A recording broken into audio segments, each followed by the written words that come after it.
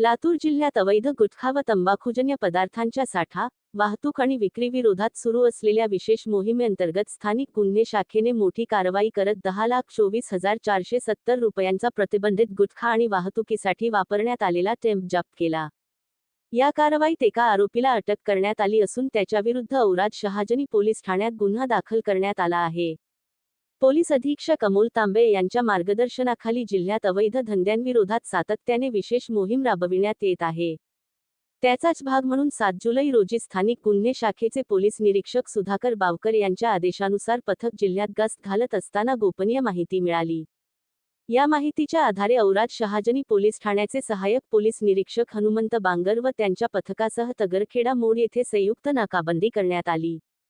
नाकाबंदी दरम्यान तगरखेडा गावाकडून येणाऱ्या मारुती सुझुकी कॅरी टेम्पो क्रमांक KA 39A3676 ची तपासणी करण्यात आली.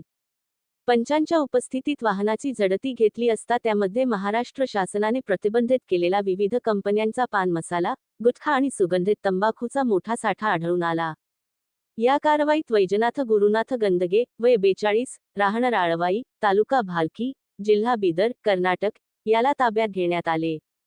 या प्रकरणी पोलीस अंमलदार मनोज खोसे यांच्या फिर्यादीवरून आरोपीविरुद्ध औराद शहाजनी पोलीस ठाण्यात गुन्हा दाखल करण्यात आला असून पुढील तपास सुरू आहे. ही कारवाई पोलीस अधीक्षक अमोल तांबे व अपर पोलीस अधीक्षक मंगेश चव्हाण यांच्या मार्गदर्शनाखाली स्थानिक गुन्हे शाखेचे पोलीस निरीक्षक सुधाकर बावकर यांच्या नेतृत्वात पार पडली.